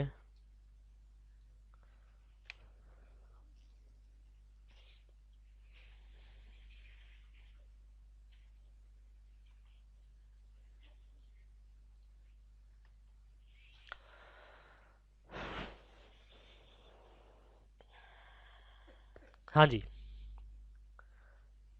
आप लोगों का क्या ख्याल है? अच्छा, पहले मैं इसका जवाब देता हूँ, ठीक है, फिर बाकी दो दो एग्जांपल्स और हैं, वो आपने खुद करना है। जब ये वाली लाइन चलेगी तो कंप्यूटर जो है वो लेफ्ट हैंड साइड से शुरू करेगा, ठीक है। ये इसके ऊपर ये भी लिख दें, ये पॉइंट्स के ऊपर यहाँ पे, एंड वाले एक्सप्रेशन ल- को लेफ्ट से राइट रन करते हुए, ठीक है, लेफ्ट से, ये आपने याद रखना है, एंड एक्सप्रेशन लेफ्ट से राइट रन होता है, ये आपने याद रखना है, ठीक है। तो जब ये वाली इंस्ट्रक्शन चलेगी तो कंप्यूटर कहाँ से चलना शुरू करेगा, लेफ्ट से, ठीक है। तो वो पहले सबसे पहले ट्रू को देखेगा, ठीक है। तो ट्रू पे आके रुक जाएगा, ट्रू पे आके रुक जाएगा नहीं, मैंने यहाँ पे क्या लिखवाया आपको, कहाँ पे आके रुकेगा, जहां पे पहला फॉल्स नजर आएगा उसको, ठीक है, जहां पे पहला फॉल्स। तो पहला फॉल्स आपके ख्याल में कहाँ नजर आ रहा है कंप्यूटर को, नन में, बिल्कुल सही कहा, ये पहला फॉल्स कंप्यूटर को नजर आ रहा है। तो कंप्यूटर जो है वो नन तक जाएगा और नन पे रुकेगा, जीरो को नहीं देखेगा, जीरो की तरफ नहीं जाएगा, ठीक है। और नन पे रुकने के बाद आउटपुट पे क्या प्रिंट करेगा, बिल्कुल गलत कहा आपने, ये उससे भी बहुत, इससे भी बड़ी गलती। आउटपुट के ऊपर क्या प्रिंट करेगा, नन को प्रिंट करेगा, नन, NONE, क्योंकि नन, नन का दूसरा नाम फॉल्स है, नन का दूसरा नाम फॉल्स है, तो फॉल्स की वैल्यू को प्रिंट कर देगा आउटपुट के ऊपर, ठीक है। नन का निक नेम फॉल्स है ना, तो फॉल्स के बजाय कंप्यूटर नन प्रिंट कर देगा, ये आपने जहन में रखना है। नो, जिस पे रुकेगा, हाँ ये आप कह सकते हैं, जिस पे रुकेगा उसको प्रिंट करेगा।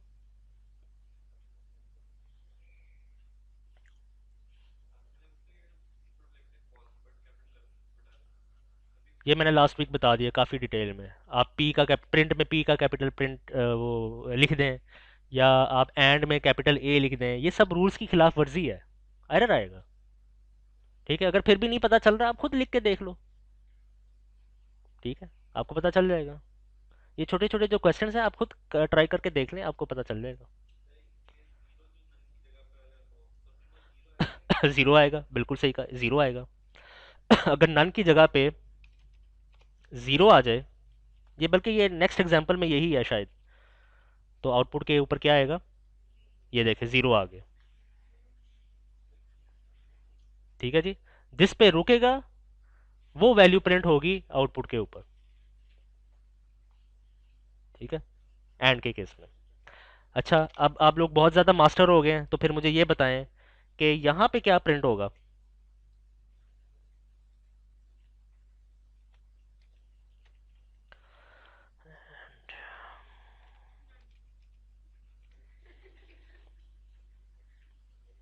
चलो जी, 30 सेकंड ले लो, आपस में डिस्कस करो, 30 सेकंड के अंदर अंदर डिस्कस करो।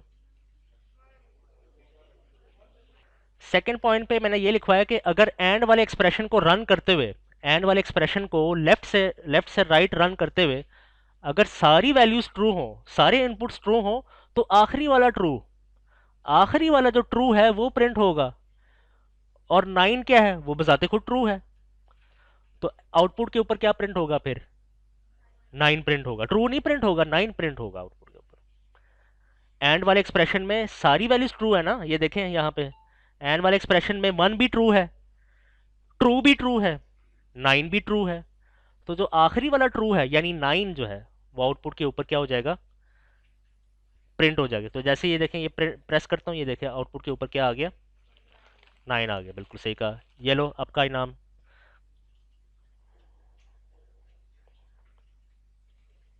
ठीक है जी, समझ आ गई इस बात की। चलो जी, अब ज़रा ये वाला क्वेश्चन करके दिखाएं ये। अच्छा, ये दो हो गए। अच्छा, ये तो था एंड के बारे में, और के बारे में, और कैसे चलेगा। कुछ भी नहीं करना, एक मैं आपको बता रहा हूँ, कुछ भी नहीं करना, सिंपल, वेरी सिंपल। मैं यहाँ पे कलर चेंज करने जा रहा हूँ, ठीक है, शायद आपको नज़र ना आए, ये ख़राब हो गया ना शायद। कुछ भी नहीं करना, आपने जो आपने 2 पॉइंट्स लिखे ना, उसी के ऊपर अगर आपके पास कोई ब्लैक पेन है या दूसरे कलर का पेन है या पेंसिल है, उसको यूज़ करो अभी। मार्कर है, चलो वो यूज़ करो।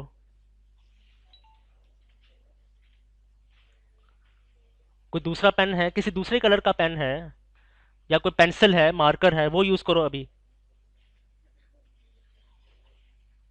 ब्लैक पेन है, पॉइंटर है, कुछ भी, लेकिन वो ब्लू पेन ना हो, या कोई वो वाला पेन ना हो जिससे आपने ये 2 पॉइंट्स पहले लिखे थे, ठीक है। सबके पास आ गए।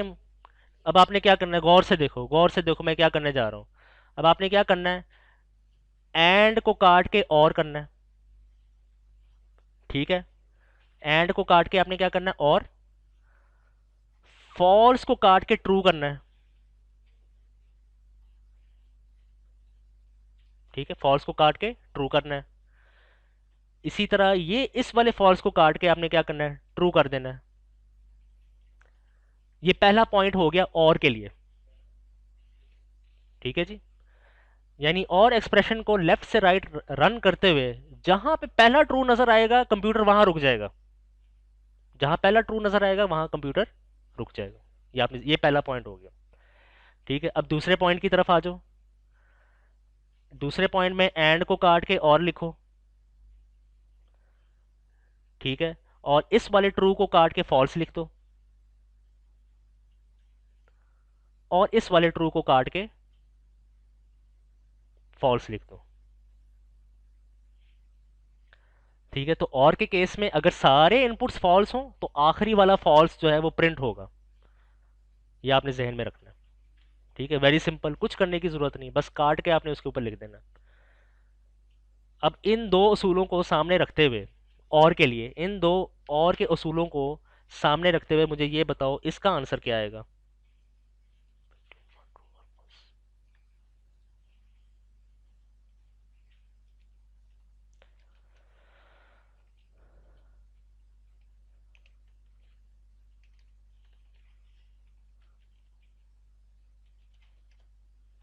चलो डिस्कस करो 20 सेकंड के अंदर अंदर और मुझे आंसर बताओ।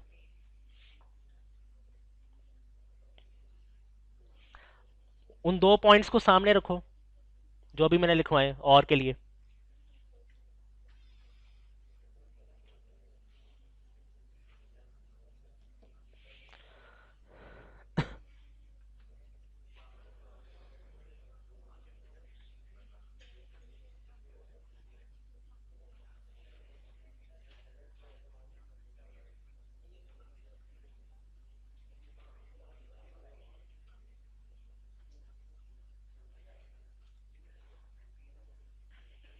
चलो जी 20 सेकंड ओवर, बल्कि 20 सेकंड से भी ज़्यादा टाइम हो गया है। चलो आप बताओ। क्या आएगा, 15 आएगा। लेट्स सी, इसको प्रिंट करके देखते हैं। ये देखें आंसर क्या आया, 15। अब रीज़न, एक मिनट, अभी अभी काम ख़त्म नहीं हुआ, आपने रीज़न भी बतानी है क्यों। बिल्कुल सही कहा। और को रन करते हुए जो पहला ट्रू जहां नजर आएगा कंप्यूटर को, पहला ट्रू किधर नजर आ रहा है, 15 पे, क्योंकि 15 ट्रू है। जीरो के अलावा जितने भी नंबर हैं उनको ट्रू कंसिडर किया जाता है। तो लिहाजा आउटपुट के ऊपर क्या प्रिंट होगा, ट्रू प्रिंट होगा। कंप्यूटर ना ट्रू को देखेगा और ना अगले वाले फॉल्स को देखेगा, बल्कि 15 पे ही रुकेगा और आउटपुट के ऊपर क्या प्रिंट कर देगा, 15 प्रिंट कर देगा। ठीक है, आउटपुट के ऊपर कंप्यूटर क्या प्रिंट करेगा, 15 प्रिंट करेगा। ठीक है, चलो लास्ट क्वेश्चन, लास्ट क्वेश्चन।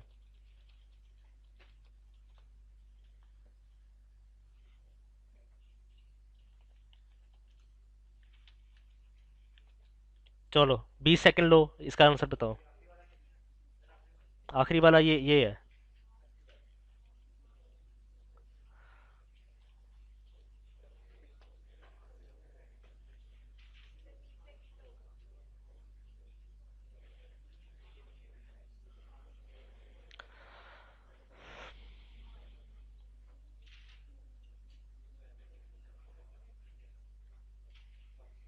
चलो जी ग्रे हुड वाले आप बताएं, खड़े होके बताएं। ब्रैकेट्स आ जाएंगे, बिल्कुल सही कहा, बिल्कुल दुरुस्त जवाब आपने दिया। होंडा की मोटरसाइकिल आपकी हुई, बैठ जाए नीचे। ये देखें, ये ब्रैकेट्स जो हैं ये आउटपुट के ऊपर प्रिंट हो गया। ठीक है, ये अब आपको पता चल गया कि ब्रैकेट्स क्यों प्रिंट होगा। ठीक है, बताने की ज़रूरत नहीं है, आपको आइडिया हो गया। ठीक है। अच्छा जी, एक बात मैं आपको बताना भूल गया हूँ, वो ये है, यहाँ पे आए ज़रा नोट्स के अंदर। ये नोट्स के यहाँ पे कंपैरिजन ऑपरेटर। ठीक है, यहाँ पे आपने याद रखना है कि जब भी कंपैरिजन वाला एक्सप्रेशन चलता है, जब भी कंपैरिजन वाला एक्सप्रेशन का क्या मतलब, ये देखें फॉर एग्जांपल ये 1 ग्रेटर देन 0 है। ये एक एक एक्सप्रेशन है जिसमें कंपैरिजन ऑपरेटर यूज हो रहा है। इसमें कंपैरिजन ऑपरेटर कौन सा है, जाओ जरा मुंह हाथ धो के आए, ये वॉशरूम में जाओ। जल्दी जल्दी जल्दी जल्दी, फटाफट। सोना नहीं है क्लास में। जल्दी जल्दी जल्दी। जब भी किसी एक्सप्रेशन में कंपैरिजन ऑपरेटर यूज होता है, ठीक है, तो आपने याद रखना है वो वाला एक्सप्रेशन, उस एक्सप्रेशन का जो रिजल्ट है वो या तो ट्रू होगा या फॉल्स होगा। ये जहन में रहो, ये लिखो। कंपैरिजन ऑपरेटर वाला जो एक्सप्रेशन है उसका रिजल्ट हमेशा या तो ट्रू होगा या फॉल्स होगा। ठीक है। आपको याद होगा जब मैंने लिखा print one greater than zero, तो आउटपुट पे क्या आया? ट्रू आया ना। जब मैंने लिखा one less than zero, answer क्या है? फॉल्स आया। तो कंपैरिजन वाले एक्सप्रेशन के दो पॉसिबल रिजल्ट्स हैं, या तो ट्रू होता है या फॉल्स होता है।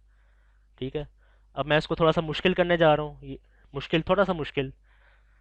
जब भी कंपैरिजन वाला एक्सप्रेशन इवेलुएट होता है तो जवाब में या तो ट्रू आएगा या फॉल्स आएगा।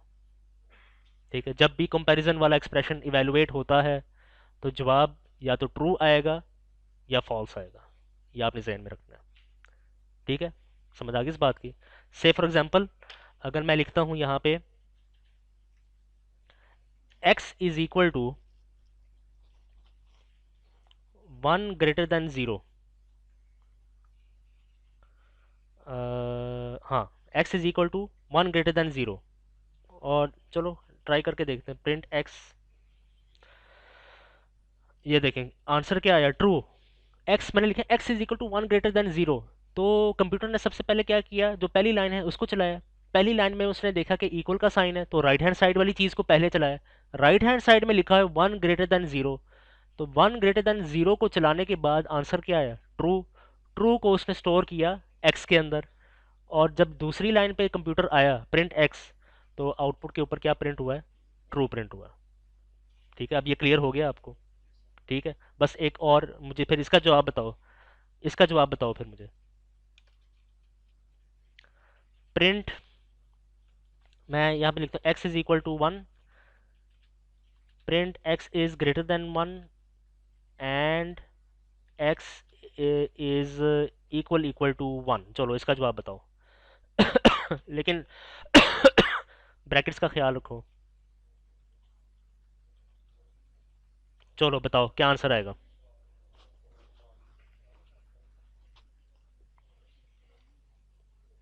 बस ये आखिरी बात है, ख़त्म।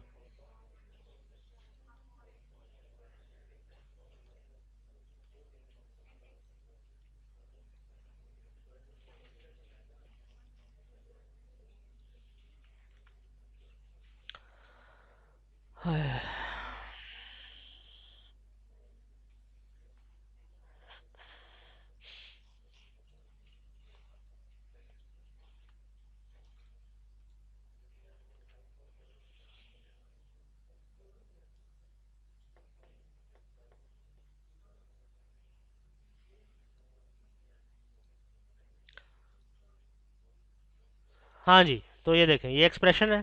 ठीक है। जब ये प्रोग्राम चलेगा, ओके प्रोग्राम क्या है आप बताओ, प्रोग्राम क्या है? What is a program? Hmm. और भाई प्रोग्राम की डेफिनेशन पूछ रहा हूँ। आप पहली दफ़ा पिछली लैब ली थी आपने? नहीं पढ़ा ना घर जाके? चलो जी, ब्लैक जैकेट वाले आप बताएं, प्रोग्राम क्या चीज़ है? बताओ यार।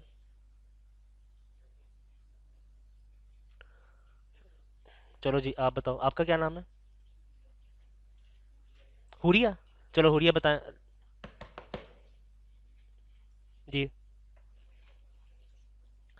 ग्रुप ऑफ इंस्ट्रक्शन और set of instruction is called programme. इसमें कितने इंस्ट्रक्शंस हैं आप बताओ? ग्रीन जैकेट वाले, हाँ। कितने इंस्ट्रक्शंस हैं? दो इंस्ट्रक्शन है, एक एक्स इज इक्वल टू वन है और दूसरे प्रिंट इंस्ट्रक्शन है। ठीक है। So this program has two lines, two instructions. ठीक है। तो जब ये वाला प्रोग्राम चलेगा तो सबसे पहले क्या भाई, बेसिक कॉन्सेप्ट्स क्लियर करो आप लोग। ठीक है, बेसिक कॉन्सेप्ट्स में क्लियर करो। तो इस प्रोग्राम में दो दो इंस्ट्रक्शंस हैं। जब पहली इंस्ट्रक्शन चलेगी, कौन सी वाली आप बताओ, ब्लैक जैकेट वाले, कौन सी वाली? X is equal to one. तो जब x is equal to one चलेगी तो सबसे पहले क्या होगा, वन एक्स के अंदर स्टोर होगा। लेकिन आपने याद रखना है अगेन, वन एक्स के अंदर नहीं, वन कंप्यूटर के अंदर स्टोर होगा एक्स के नाम से। ये आसानी के लिए मैं हम आप लोगों को टीचर्स जो हैं आपको बताते हैं कि वन एक्स के अंदर स्टोर होगा, लेकिन असल में क्या हो रहा होता है, वन कंप्यूटर के अंदर एक्स के नाम से स्टोर होता है। ठीक है, ये आपने जहन में रखना है, कंप्यूटर की मेमोरी के अंदर। ठीक है, फिर उसके बाद x is equal to one को चलाने के बाद कंप्यूटर नेक्स्ट लाइन में आएगा। नेक्स्ट लाइन में आने के बाद वो देखेगा कि प्रिंट के अंदर एक एंड एक्सप्रेशन लिखा हुआ है। ठीक है, एंड के लेफ्ट हैंड साइड पे भी कुछ है और राइट हैंड साइड पे भी कुछ है। तो सबसे पहले कंप्यूटर किस एक्सप्रेशन को इवेलुएट करेगा, एक्स ग्रेटर देन वन को, क्योंकि एंड वाला एक्सप्रेशन लेफ्ट से शुरू होता है। So x greater than one will be evaluated first. Evaluate का मतलब है कैलकुलेट। ठीक है, so x greater than one will be evaluated first. अब एक्स के अंदर क्या है, वन। क्या वन ग्रेटर देन वन है? नहीं। तो जब x greater than one evaluate होगी तो इसका आंसर क्या आएगा, फॉल्स आएगा। बिल्कुल सही। यहाँ पे आप लिखें प्रिंट फॉल्स। ठीक है, फिर इस एक्सप्रेशन के आगे एंड लिखा हुआ है तो आपने एंड लिखना है यहाँ पे। नेक्स्ट काम क्या होगा, जो दूसरा एक्सप्रेशन है, जो एंड का दूसरा ऑपरेंड है, जो एंड का दूसरा इनपुट है, वो क्या है, x is equal equal to one. वो इवेलुएट होगी, वो कैलकुलेट होगी।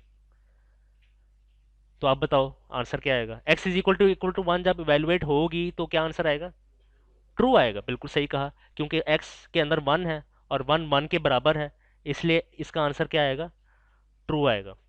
ठीक है, तो अब मैं कह सकता हूँ कि ये जो ओरिजिनल जो इंस्ट्रक्शन है वो रिड्यूस होके वो ये बन गई है, वो रिड्यूस होके वो सिंप्लीफाई होके ये बन गई है। ठीक है, तो अब मुझे ये बताओ फॉल्स एंड ट्रू का आंसर क्या है। आप लोगों ने कौन सा प्रोसीजर अप्लाई किया है, जो मैट्रिक वाला प्रोसीजर है, कौन सा वाला बिल्कुल बिल्कुल सही। अब आप लोगों ने ऐसे ही काम करना है, पहला जहां फॉल्स नज़र आ जाए आपको, आपने यहाँ पे रुक जाना है और आंखें बंद करके आपने आउटपुट के ऊपर क्या लिख देना है, फॉल्स लिख देना है। आपने याद रखना है यही काम आपने करना है एक्सपेरिमेंट टू के आखिरी क्वेश्चन में। एक्सपेरिमेंट नंबर टू का जो आखिरी क्वेश्चन है वो आपने पेपर के ऊपर सॉल्व करना है, कंप्यूटर की मदद नहीं लेनी, ये याद रखो। हाँ, आप लोग ये कह सकते हैं चलो जी मैं तो कमरे में बैठ के कंप्यूटर यूज़ कर लूँगा, कौन सा सर आके कमरे में देख लेंगे मुझे, कर सकते हो, लेकिन eight the end of the day याद रखो आपका नुकसान अपना ही होगा, किसी का और किसी और का नहीं होगा। पेपर के ऊपर पहले करो। ठीक है, दिमाग से सोचो कि क्या आंसर आएगा, फिर क्रॉस चेक करने के लिए आप पाइथन के अंदर वो ये सारा कमांड्स लिख लो। ठीक है, तो एक बस वो रह गई है, डेफिनेशन रह गई है ये। हाँ, यहाँ पे आपने देखा है एंड वाले एक्सप्रेशन को रन करते हुए जहाँ पहला फॉल्स आ जाए वहाँ रुक जाओ, वहाँ रुक जाओ और आगे ना जाओ। इसका ये मतलब है ना, एंड के केस में, एंड के केस में फॉल्स जहाँ आपको नज़र आ जाए वहाँ पे रुक जाओ और आगे ना जाओ। इस आगे ना जाने वाले अमल को क्या कहते हैं, शॉर्ट सर्किट इवैल्यूएशन कहते हैं। ये आपने याद रखना है, ये जहन में रखो, शॉर्ट सर्किट इवैल्यूएशन। ठीक है, इस इस आगे ना जाने वाले अमल को, एंड के केस में फॉल्स से आगे नहीं ना जा रहा कंप्यूटर, तो इस आगे ना जाने वाले अमल को, इसी तरह ट्रू के केस में और के केस में कंप्यूटर ट्रू से आगे नहीं जाएगा। तो इस आगे ना जाने वाले अमल को, आगे ना जाने वाले एक्शन को पाइथन कंप्यूटिंग की जुबान में हम क्या कहते हैं, इसको कंप्यूटर की जुबान में क्या, शॉर्ट सर्किट वैल्यूएशन कहते हैं। बस ये आपने ध्यान में रखना है। ठीक है, अब मैं देखता हूँ कोई और चीज़ तो नहीं रहेगी। ये सारी बेसिक्स हैं एक्सपेरिमेंट टू के, मैंने सारी बेसिक्स आपको करवा दी हैं। ठीक है, प्रिंट कमेंट्स डाटा टाइप, ठीक है, मैंने तकरीबन सारा कुछ करवा दिया आपको। ठीक है, ठीक है, तो थैंक यू वेरी मच आप लोग